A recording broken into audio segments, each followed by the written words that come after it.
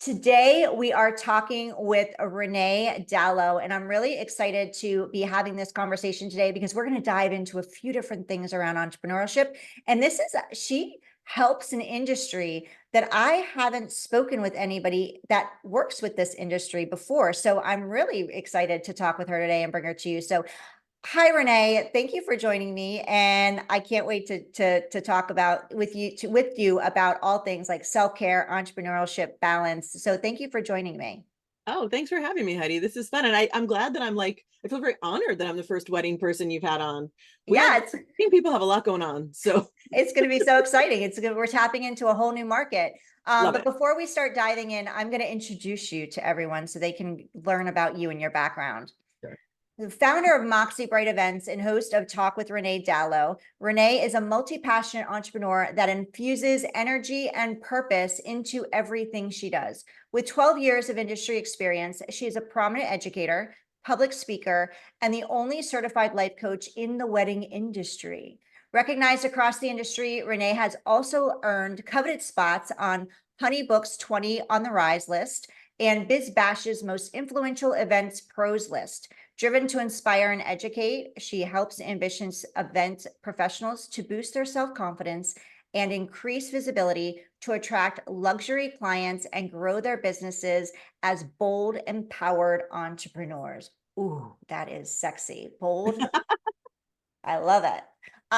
So Renée, many times I speak with women entrepreneurs. We're catering to female entrepreneurs, helping them grow their business and step into their next level. Many of them that I've spoken with have started their business in helping a certain target market or a certain entrepreneur because of what they've moved through in their life. Is this the same for you? If so, can you share your story? And if not, how did you start your business? Yeah. So yeah, that's what happened to me. I was not, well, so, okay. So I was an actor. That's how this all starts. Back in my 20s and my early 30s, I was an actor. And when you're an actor in New York or LA, which I grew up in New York and now I live in LA, you always have to have a secondary job, right? Like it's only very few people that can sustain themselves on being an actor. And I was unfortunately not one of them. So I always worked in fine dining, hospitality, and I was also the friend in every one of my friend groups that threw the parties, right? So if someone had a birthday or got engaged, I was the one. I was throwing the dinner parties. I was hosting at my tiny apartment. We were throwing parties anywhere we could. Once those people started getting engaged and married, they just all came to me and said, "Hey, can you help me?" Because as out of work actors, no one had a ton of money. And I thought it was just super fun, right? And I wasn't even charging money at first. I was just like, yeah, let's do it. Let's have a wedding. It's going to be amazing. And all the same things, like all the same, like bad things that could happen on a regular wedding day were happening to me when I was an amateur, but I just didn't, I was just like, yeah, we'll figure it out. We'll make it work. And like, yeah, it was stressful, but I was like, yeah, it's their wedding. Like there are people now still in my friend group that like I introduce them. I plan their engagement party. I plan their wedding. I'm like the godmother of their child. Like I'm in, right? It wasn't until I got married, and I got married in Philadelphia, where my husband's from, even though we live in LA. My wedding planner said to me, "I don't know why you're not a wedding planner. Like, what are you doing?" And I was like, "Well, that's not a real job." And she's like, "What do you mean?" Like, it's my job. You paid me well for it. And I was like, "Oh yeah, I guess so." In my mind, I thought starting a wedding planning business in Los Angeles was like a fool's journey because we have some of the most quote unquote famous wedding planners in the world that live in LA, like Mindy Weiss, Colin Cowie. We've got David Tutera. Like these names might not mean anything to your audience, but in the wedding industry, these people are like very well respected, revered, and a lot of them have been on television. And there's a little cachet there. So to me, I was like, well, who's going to want to work with me? I'm just like a regular person. And my planner was like, plenty of regular people need help. And that was like a nice permission slip, right? To sort of say, like, well, why not me? Why don't I just try? Really quickly, I got clients because I had this sort of niche market of like actors who needed help, right? And so once I became like legit, it wasn't that difficult to get clients. And I know people listening who were starting a business are like, shut up.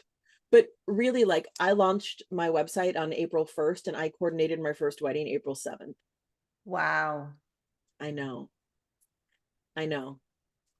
I That's such a great thing to talk into. And so let's dive into that before we Yeah. go into challenges and all the and self-care and the other topics. But that I want to talk to you about. You launched on, you said April. February April April 1st. 1st. Yeah. And you had your first wedding, you were already working on April 7th. And Yeah. you had, I'm sure you had, so you had social proof, which was great. You had testimonials because At a you few. worked Yeah. with people in the past. But this is a testament to stepping into and leaning into and not being afraid of doing something that you're passionate about and that's fun for you. Yeah. And I mean, And listen, it I was came scared. naturally to you. It came, yeah, Yeah. there's fear there, I was right? scared. Like I remember driving to their rehearsal, the ceremony rehearsal, which is always the day before, thinking, "Oh my God, you've never done this for anyone you don't know. What are you doing? Like, you don't know these people's names. Like, I didn't really even have like a system. I just had the way I did it, but I didn't know if it was correct.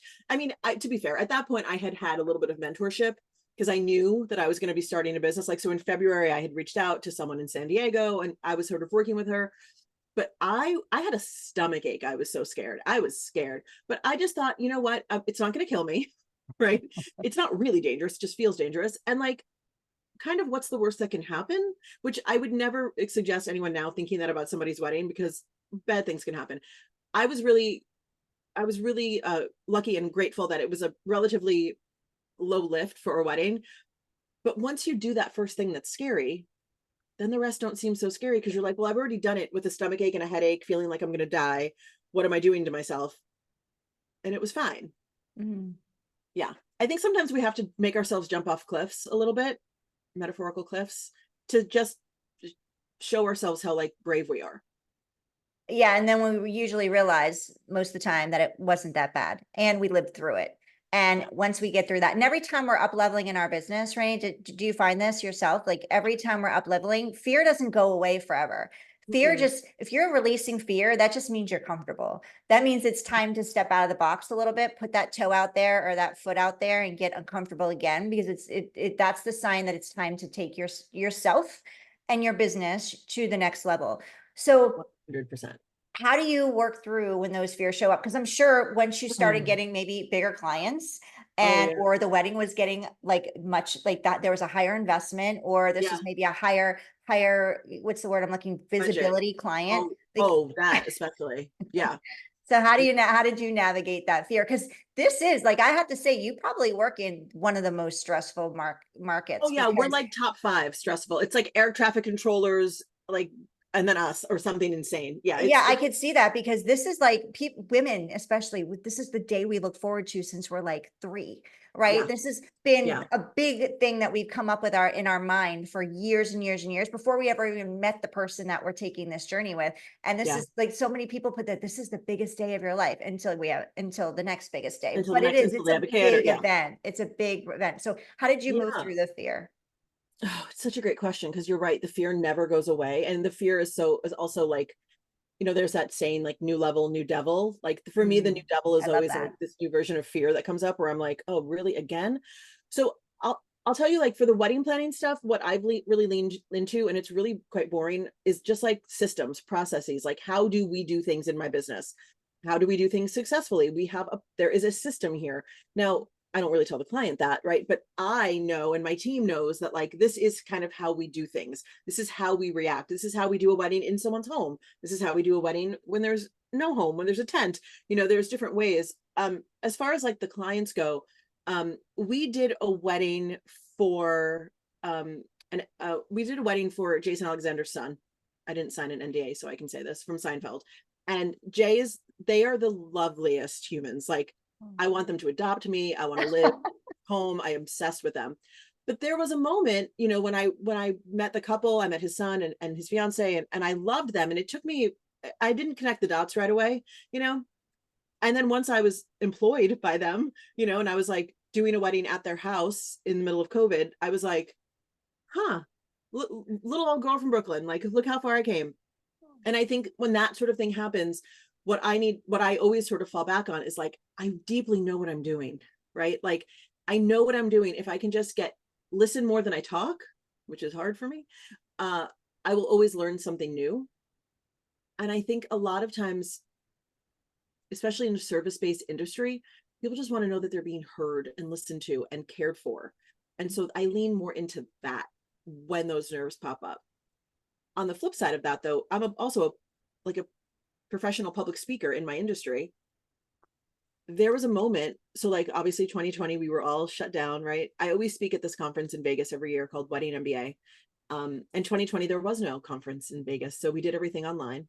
And then 2021, we went back in person. Well, during 2020, when I had no weddings, I couldn't do anything. All I did was online education. I think I taught like 50 webinars that year. I just went full tilt into like, well, what can I do? Right. Heidi, I did not ever realize that what I had done that year off was build my name in my industry, build my presence. When I went back in person to Vegas, I was standing outside the room that I was going to go speak in. There was maybe 1,000 people in that room. And I, honest to God, had like a little panic attack because I knew that they expected something of me. Mm. And that Mm. wasn't the case in 2019. They were like, oh, yeah, Renee's cool. Kind of people know her. In 2021, it was a different story. And my good friend Christy, who's also a speaker, sort of recognized it in me. Like she saw it. She's like, what's going on with you? You're different. And I was like, I'm having a little, like I'm freaking out a little bit. And she's like, why? I'm like, because these guys expect something of me now. She goes, well, you have to rise up. And I was like, oh. And so it's that piece too, not just for the public speaking, but for everything, right? Like once you have a level of expertise in something, then you have to live up to it. And then, like you said, there's another level and you have to live up to that and live up to that. I just think that's the journey of an entrepreneur. And I think that's also why I think as entrepreneurs, we have to constantly be in a self-development mode. Or at least Mm. that's how I am. So how was it for you when things opened up, when the world opened up again, and you It went was from the fun. online space, or did that pivot your business at all?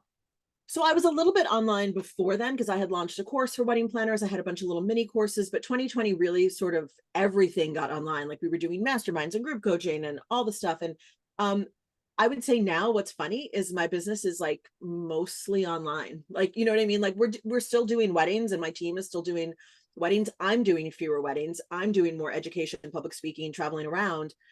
So the balance has really shifted. And I'm actually really grateful for it because I think, listen, wedding planning is hard. Like it's hard on your body, it's hard on your mental state and your emotional state. And so getting to educate now about it, and sort of train like the new class of youngins that are coming up actually feels really good. It feels really good to give back in that way.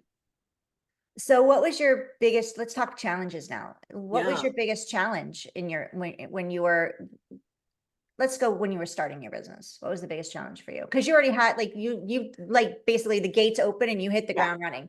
Yeah. So so finding clients wasn't necessarily your biggest challenge in that moment because you had one right out of No. the gate. Yeah. Finding clients wasn't ever really uh a super big struggle. Like I networked a ton those first couple of years. Like I was out every night. I just made sure everyone knew me. So if they had a wedding that they didn't want, like give it to me. That was not the best business model, but at the time it was like I needed to be busy and like I needed to prove to myself that I could do it, you know. What was interesting for me at the beginning, I think, was two different things. One, I was having a really hard time charging what I should have charged, right? I was definitely in the mindset of like, well, I couldn't pay that much money, which is never the appropriate way to charge anyone for anything. So I was kind of stuck in that. And then it also had like, with that, there was a healthy dose of imposter syndrome because LA is inherently, it's expensive to live here, to be here, to get married here. There is an inherent sort of like, well, you should be working at a luxury level with luxury clients, but I'm a poor kid from Brooklyn, you know? And when I started my business, I was a bartender and an out of work actor. So I did not have the awareness of like what a luxury client was looking for.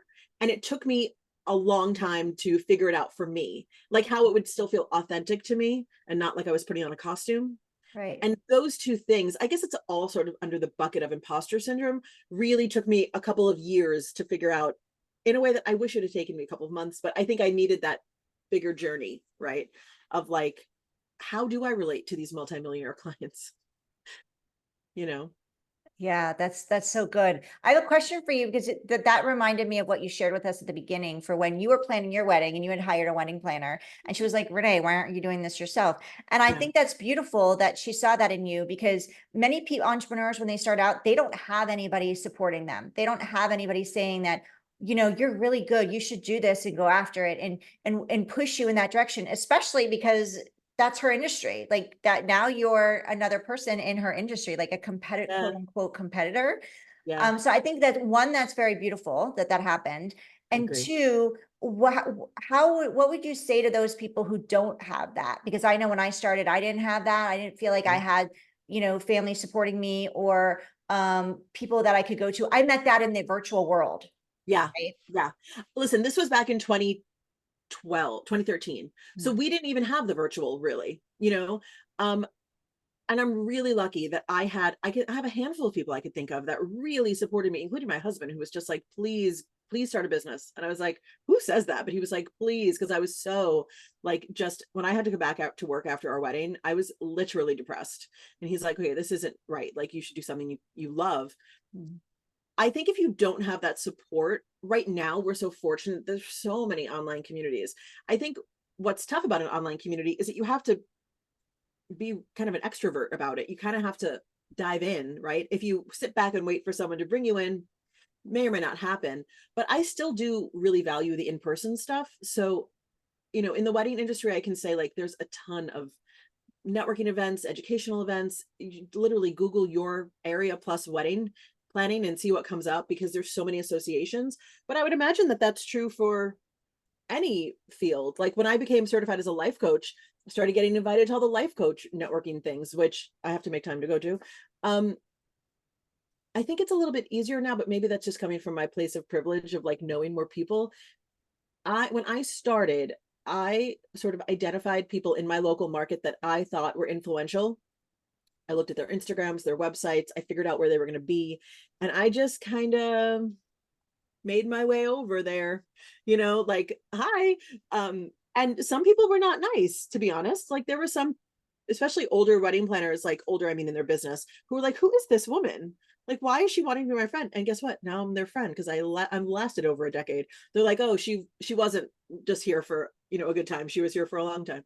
Um, I think you have to put yourself out there, Yeah. but I will say this, Heidi, back like when wedding planning was like in that moment between my wedding planner going like, why aren't you doing this? And me actually starting my business, I just went to YouTube and I looked up wedding planning videos to see if anyone was educating on YouTube about it. And that's how I got my first mentor, Allison Howard, who is no longer in the industry, but she was like one of the first people putting videos on YouTube about wedding planning.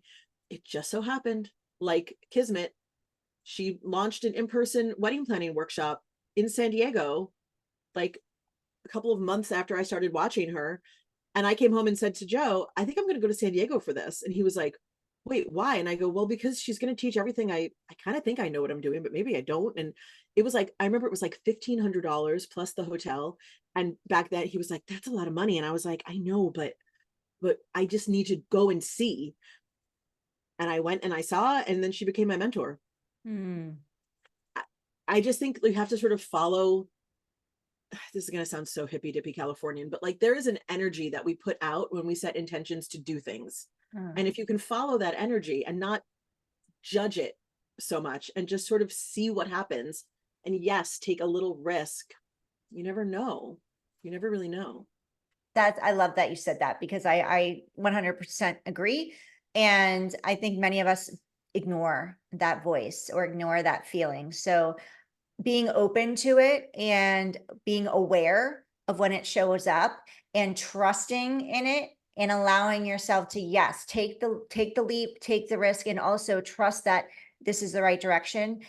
And either way, it's going to work out. Everything's always working out for us, right? And Yeah, just I trusting in agree. that mantra. Yeah, I mean, you learn something every time. Sometimes you learn this isn't the right thing for me, but Right. I think you learn something every time you put yourself out there. Right. And had you not taken that step, you wouldn't have known whether it was right or wrong. So you were like, I just need to know if this is the right thing. You had no expectations, which is Yeah. beautiful. You're like, it's a calling that I have on my heart at the moment. I need Yeah. more information to see if this is truly my right next step. So Yeah. And Allison asked me that weekend, she goes, when are you launching your website? And this was February. I remember very clearly. It was probably actually this week, however many years ago, like 13 years ago. And I said, oh, maybe by the summer, I don't know, maybe September. And she's like, you're going to go home and launch it like now. And I was like, oh, and she's like, work on it on the train home. And I did. It still took me another month because I didn't know I didn't know how to make a website. I was Googling, like, someone help me. I hired someone off Etsy for the logo. I was hiring like Frankenstein. It was a Frankenstein website, but I did it by April Right. 1st.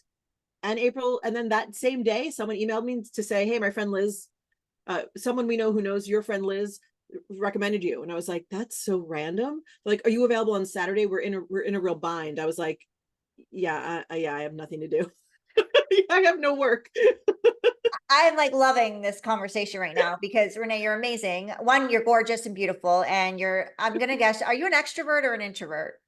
I think I'm actually an ambivert as I get older. I used to say extrovert 100%, but now your girl's tired and sometimes I need to go and sleep, you know? Sometimes I need a nap. Because I'm an introvert and people think I'm an extrovert and I'm like, no.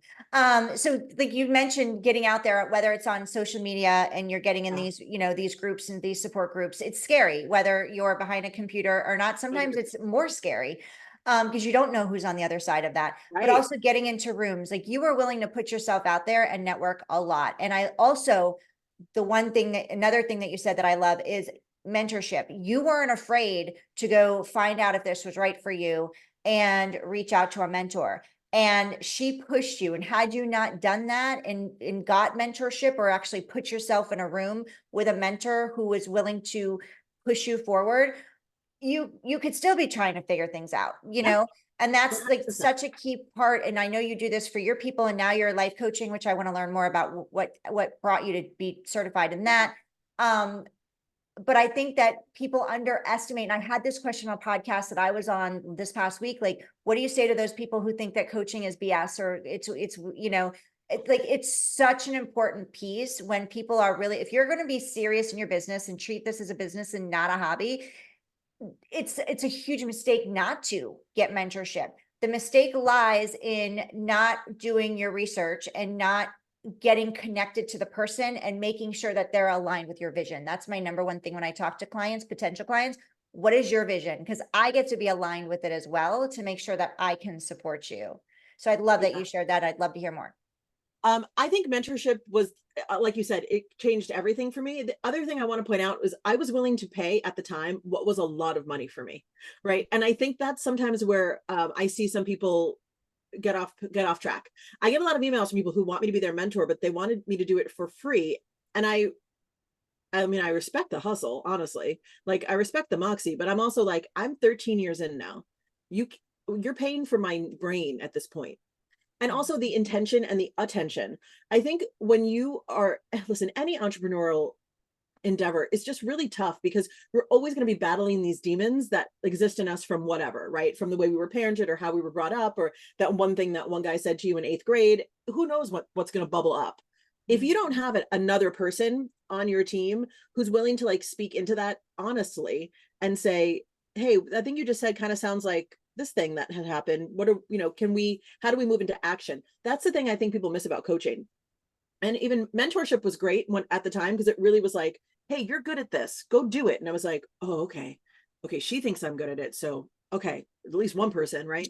Coaching is more like, let's direct all this energy into places that are going to make you money, make you more fulfilled, let you, whatever the goals are, bigger visibility, bigger stage, whatever it is.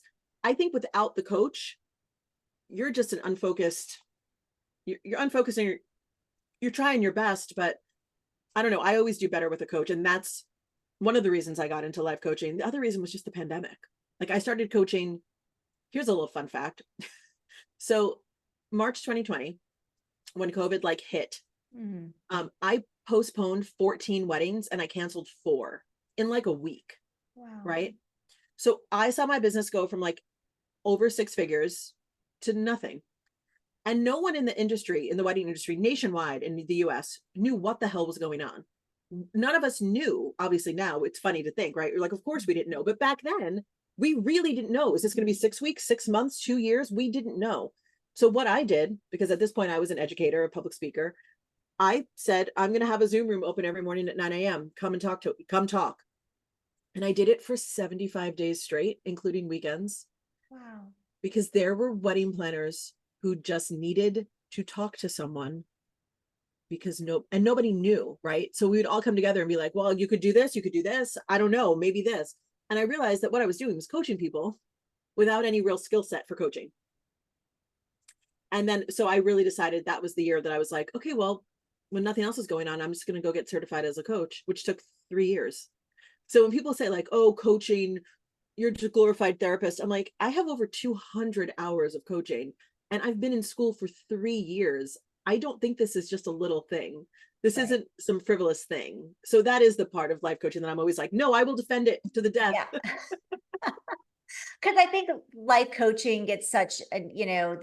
there's like a stigma attached to the phrase life coaching, but if people really dove deep into it, like deep, learned more about, that's the thing, get educated before you create an opinion, like make sure you get educated about it. And same thing with your mentors and your coaches, like get educated and find someone that will hold you accountable. Because at the end of the day, a lot of it comes down to the accountability, the skill Yeah. set, the tool set, and the accountability that's provided. Yeah. So I wanted to, so you got started from the pandemic, which is another key takeaway for those of you listening. I'm sharing my key takeaways.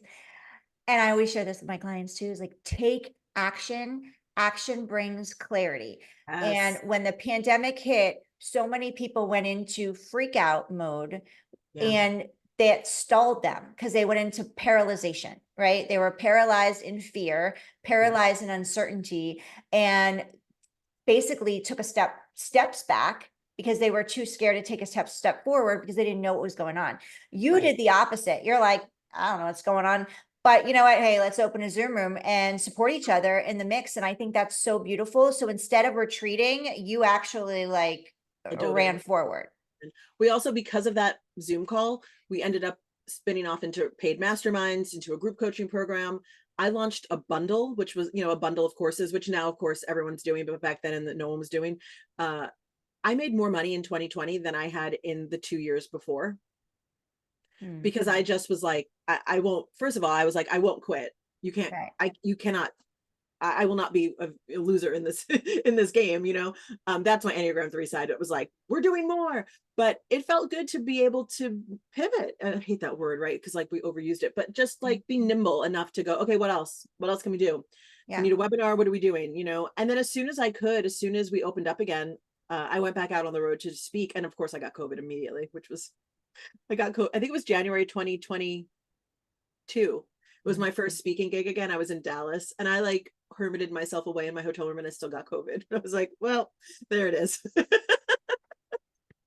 Well, let's quote unquote pivot. Yeah. Let's shift gears a little bit and talk about another important topic in entrepreneurship. Mm. Because we are like I do cater toward women entrepreneurs, Yeah. and that's who we're talking to. So how do you're a goer, you're a go getter, like I'm you're a always doer. on the Yeah. move, you're busy. So Yeah. like as soon as you said, as soon as the world opened, you were out the door running, like It right for really your was. first speaking engagement. So how do you as a wife, as an entrepreneur, Yeah. juggle it all? Like, how do you practice self-care and keep balance in your life Yeah. I see you as a type A, like, I am such a type A. Yeah. It's such an interesting question, right? Because it's something I had to learn the hard way. I mean, my second year in business as a wedding planner, before I was an educator, public speaker, my first year, I think we had 8 weddings. The second, we had 38 weddings, and I got mono as a grown woman wow. because I was running myself into the Yeah. ground, And I think sometimes in service industries, much like, wives and mothers, we really put everyone before ourselves, right? Clients come before us. That's what we're taught, which is BS as far as clients go. I really had to relearn all that for myself. I had to figure out what is essential for me for my own self-care, what is a non-negotiable for me. You know, I think at first I was really in love with that entrepreneurial idea of like, I'm gonna get up at 5 a.m. and then I'm gonna, girl, come on. No, you're lucky if you get me up by 7. I like a soft morning. I like to do my thing. I putz around, I do my journaling, and that all is my self-care, right? And I do not have children, so I know that I have that privilege of not having to get another small human ready for anything in the morning.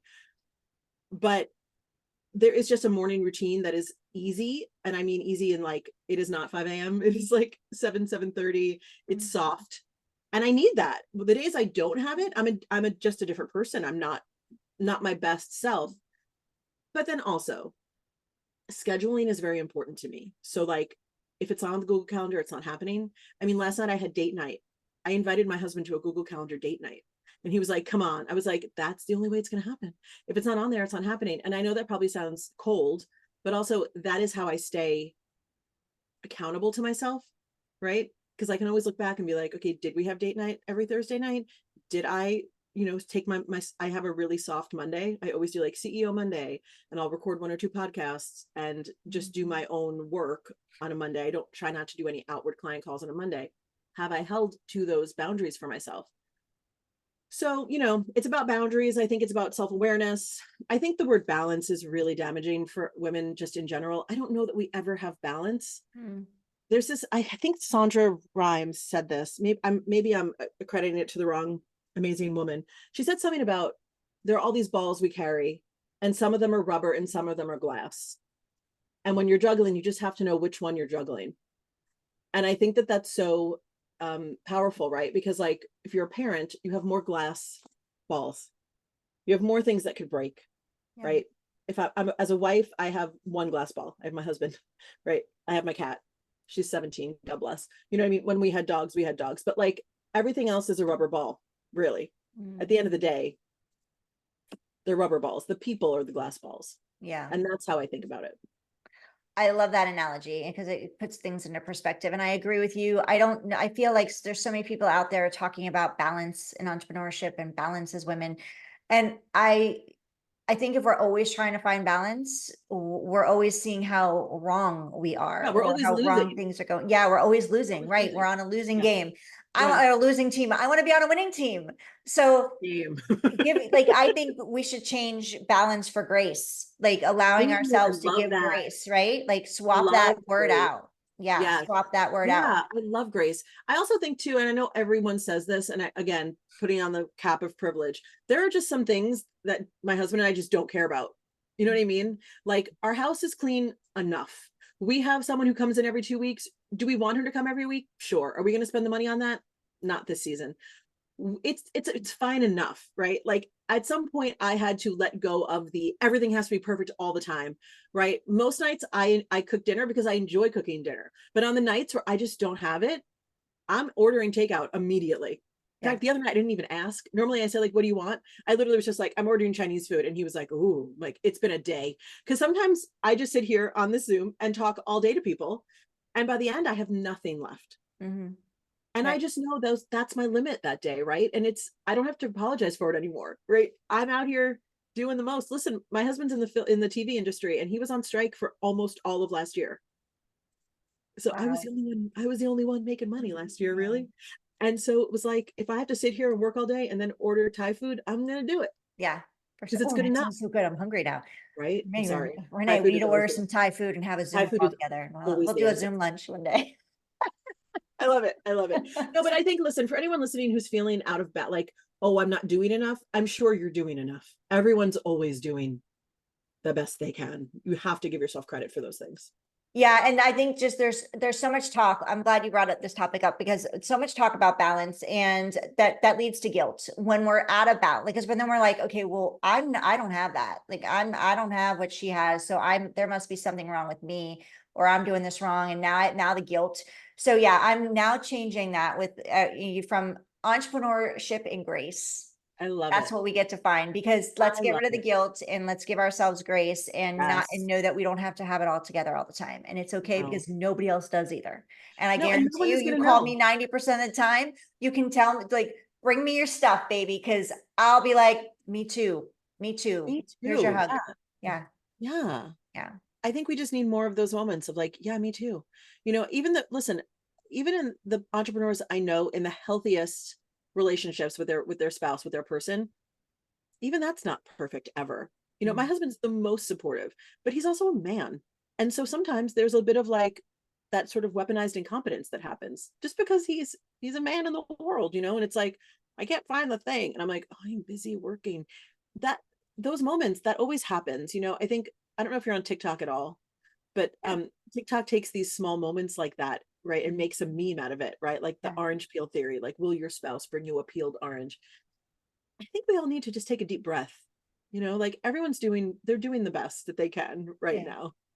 For I think we're sure. good. And don't Yeah. put too much stock into the perfectionism you see don't put any stock into the perfectionism you see on the And social media, because it's just not happening. fake.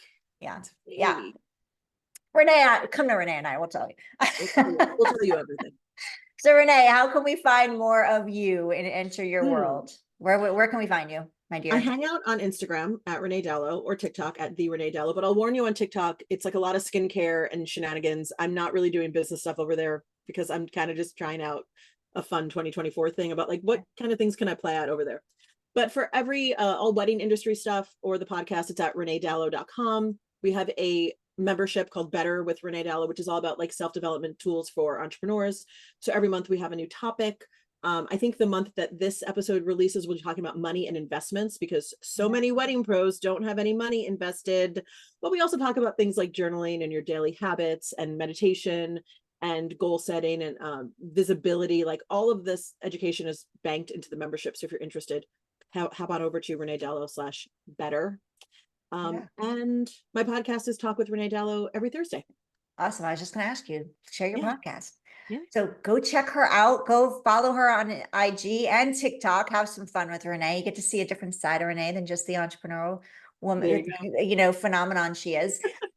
So go check her out on IG. Follow her. Get in her DM. Say hi, because from what you're hearing, how she's showing up here is who she is. She's like full on authentic, which I love. That's why I wanted to have you on, because I just I think you're amazing. Your personality you're a shining star. So thank you for being that for not only your wedding planners, but also other entrepreneurs. You're a role model, and it's very inspiring. It's gonna make me cry, Heidi. It's too early. We're better together. We got to raise everybody up, right? No. So I have so what's your favorite, before we get to the last question, I've had so many questions that have kind of come in and out. Yeah, no, I know. This could go on for 2 more hours. So maybe we'll have to have you back.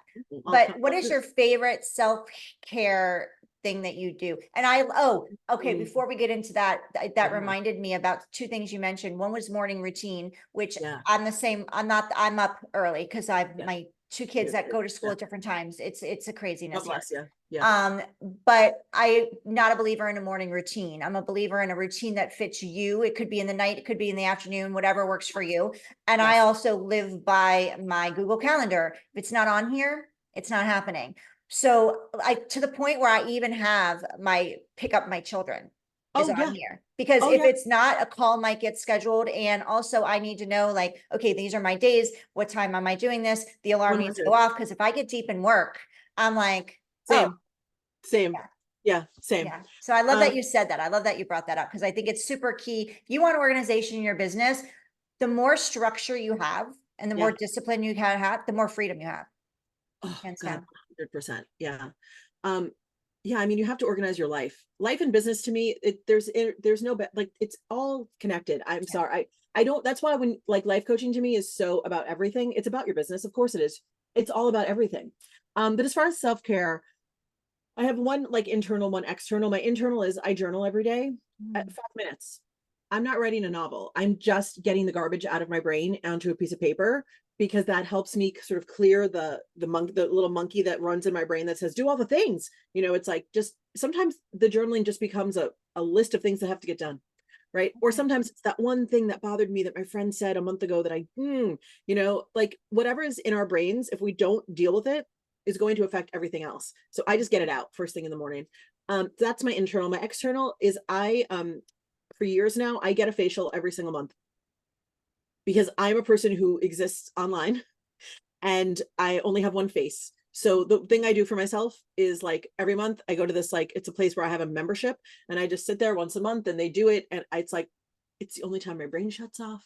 It's very peaceful there. They don't try to get me to chat with them. It's just very quiet. I'm like, oh, this. So like every so often, with my travel schedule, maybe I'll miss a month and I really feel it, because it's not just the facial, it's like the whole thing, right?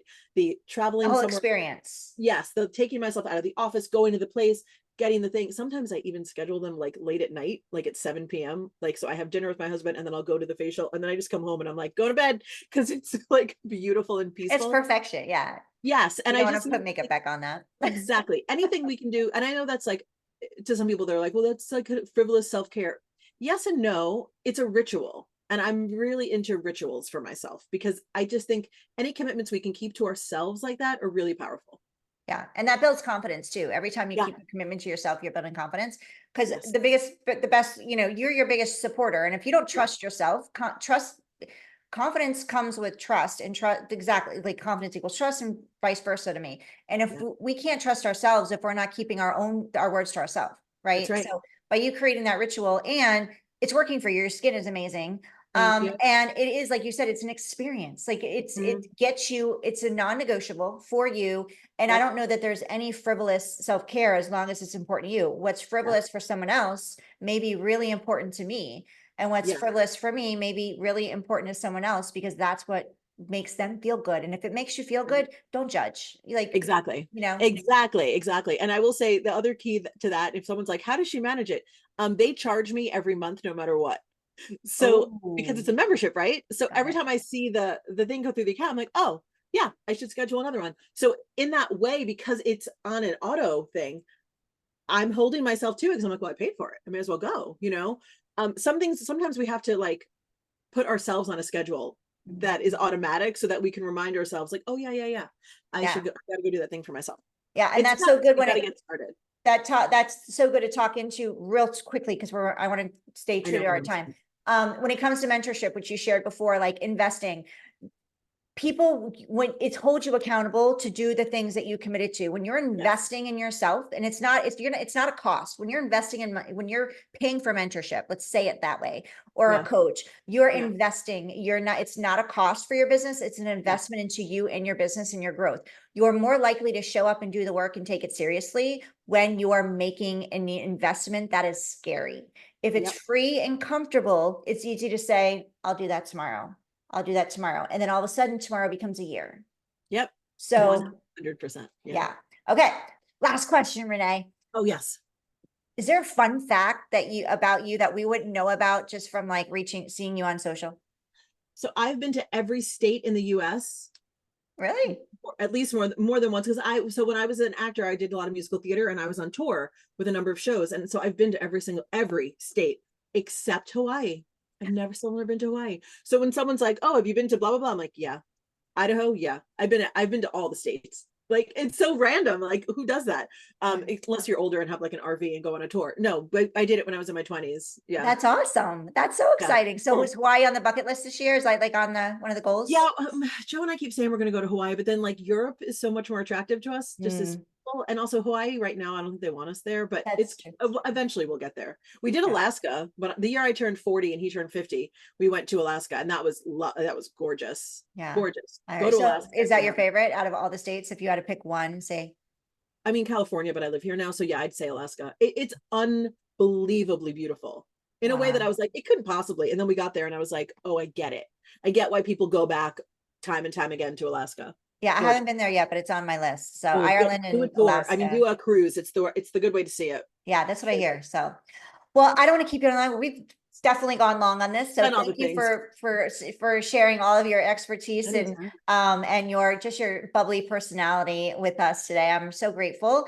How can we support you, Renee? Oh, that's a great question. I just think we can just be kinder to each other. That Mm, would support me and support everybody, right?